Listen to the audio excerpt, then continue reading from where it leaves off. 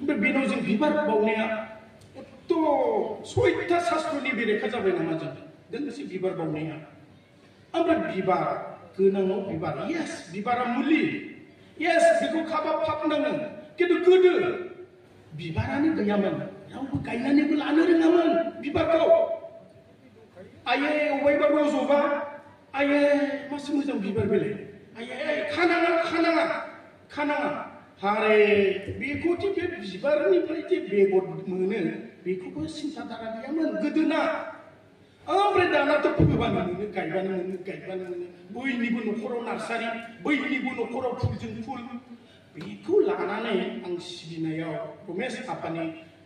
माने आथिं गुदियाव आं बिबार मोनसे होनायाव आं मा पाप मावखो आंथ' पाप मावाखै बरन्स बे आफाया आत्माया नाहरबाय थादोंब्ला दङब्ला बोर हरगोन फिसा धन्यबाद जों बेखौ लुगैयो बेखौ फोथायनाय दं जोंहा बेनिखायनो जों गुरुदेबनाव बिबार बावदों बेखौ आं सानो अपराध जायाखै आइमोन आफा मंगलबारी पूर्ण परब्रह्म ज्योतिस्वरूप चंद्रमा सूर्यनारायण হইতে পৃথক ভাবিয়া ঋষি মুনি অবতারাদির পূজা বা উপাসনা ভ্রান্তিমূলক ও জীবের অকল্যাণের আকর बेवमानदों मोजांग्रा आबुं परब्रह्म ज्योतिस्वरूप सान अखाफोरनिफ्राय जुदा साननानै पृथक साननानै ऋषि मुनि अवतार बायदिसिनाखौ फुजा खालामनाया बा उपासना खालामनाया भ्रान्तिमूलक होनना आन्दायनाय होनना अ जीबेर अकल्याणेर आखर आरो बे जिबिफोरनि बे अमंगलनि सोर्स अमंगलनि जाहोन बिनिफ्राय अमंगल जायो दा बेनिखायनो जोङो गासैबो अवतारफोरखौ बाद होजोब्बाय बिसोरनि उपदेशखौ जोङो मानिनांगौ बिसोर मा थिनलांदों बेखौ फालिनायानो बिसोरखौ मान होनाय बिसोरनि मावनाय दांनायखौ जों सरसा खालामबाय थानायानो बिसोरखौ मान होनाय बिसोरो मा उपदेश होलांदों जोंखौ बै अवतारफ्रा जोंनो मा लामा खिन्थालांदों बेखौ बिसोरनि जि समाजाव जा अबदान बेखौ जों जुदि सरसा खालामलायबाय थायोबा बेनो श्रद्धा होनो बिसोरखौ बेबायदिनो जों श्रद्धा होनांगौ अब्लानो जोङो परमहंसनि बोसोनखौ मानिनाय जायो जोङो मन्दिराव दिक्षा लालायबा माबाबा बेयाव फुदुं फुल बादि खालामनानै माबा होनायानो रं आबिर फाग्लासो सेंग्राफ्राबो नायलाय जात मा होननांगोन बे सेंग्राफोरनि लुबैनाय बिसोरखौ दाहोबाय दा बै समाव लहित आफाया बुंबाय जे आं जयग होसिगोन होआ सानदोंमोन नाथाय बेबादि एकदम जाकजमक खालामनाङा येस जों बेफोरनिफ्राय बुजिलायबाय उदालगुरि जिल्लाया नायदो 2002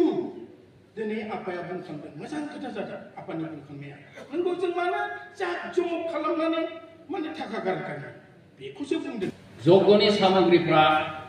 बे शास्त्रआव बुंनाय बायदि जादोंना जायाखै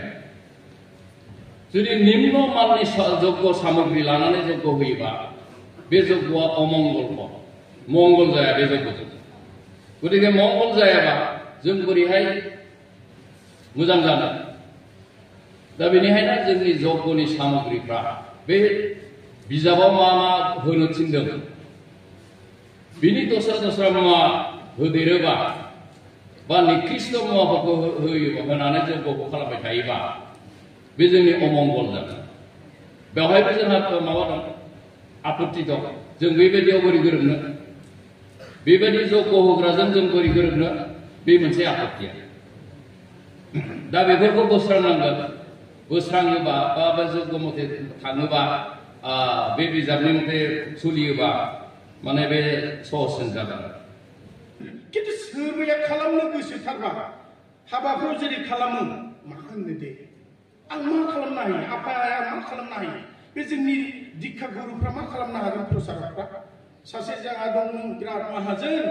बियो लुबैदों जि आंनि मन्दपआ जाकजमक जानांगौ होनबाय हाबा होबाय नों फिसाजोखौ बे अनिल आम्बानी बादि मुकेश आम्बानी मोनबादि दाना जाकजमक जाजानो लुबैदों 5 crore खरस खालामदों 5,000 crore दाना बेखौ जों मा बुंनो हानो नङा होमबा हामा हामाल'सो होननो हागोन खिन्थु मालाय खालामथारनायखौथ' उफाय गैया बेयावथ' जों हाबा हैथारनांगोन yes दा बे बायदिसिना अनुष्ठानफ्राव आरम्बर खालामो बे आरम्बरखौ खमायनांगौ निष्प्रयजन होनना बुङो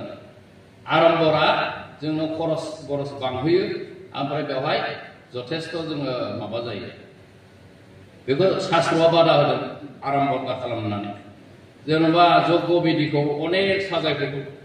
जों जग्य होनो लाबाय बेवहाय बेदि खालामबाय मण्डप खालामबाय बे अनेक बिबार होफबबाय सोरबा माबा खुदुम बिबार आखिबाय बे मण्डपाव ओमफ्राय थालिर बिफां गायनानै आरो साजायबावबाय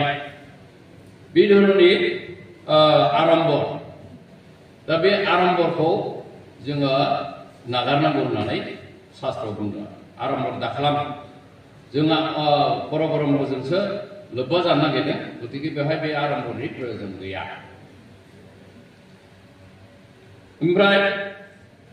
ফের বুদ্ধরূপী ঋষি মুনি অবতার গুণকে উপাসনা করিলে কোন ফল নাই করা নিষ্প্রয়োজন ফের বুদ্ধরূপী जोङो बै लैथोनि गांगाथेफा बादि गांगाथेफा देरखांबाय बिसोरो गोमोरलायबाय गांगाथेफा जालायबाय बा फेन जाबाय बा बुट बुट बुट फैबाय जों बेबादिसो बा अबतारफ्रा बेबादिसो अबतार जाबाय साननैसो थाबाय गोमोरलांबाय अर्थात लैथोआव गांगाथेफा जाखांनानै लोगो लोगो गोमोरबाय बे बहा थांखो बे लैथोआवनो बियो बिलीन जाखांबाय थिग बिदिनो बै जिबिलाक अबतार जादोंमोन कृष्णखौनो बुं रामखौनो बुं बा शंकरदेवखौनो बुं जिखुनु हजरत महम्मद गासिबो जिखियानो बुं बे बर' ब्रह्म लैथोआव गांगाथेफा बेरखांदोंमोन आरो बे बर' ब्रह्मजों बिलीन जाबाय बिसोर बेयाव थांबाय दा बे अबतारफोरखौ जुदा जुदा उपासना खालामनाया निष्प्रयोजन नामगोननाय उपासना अवतार गणके उपासना करिले कोनो फल नाय करा निष्प्रयोजन खालामनो गोनां गैया दा जोंनि ब्रह्म भक्तफ्रा ओइ बहाबा दुर्गा फुजा कमिटियाव ओइ बहाबा लक्ष्मी फुजा माबायाव अनेक माबायाव माने जड़ित जानानै दं आरो बे फुजा माबायाव लोब्बा लाखिनानै दं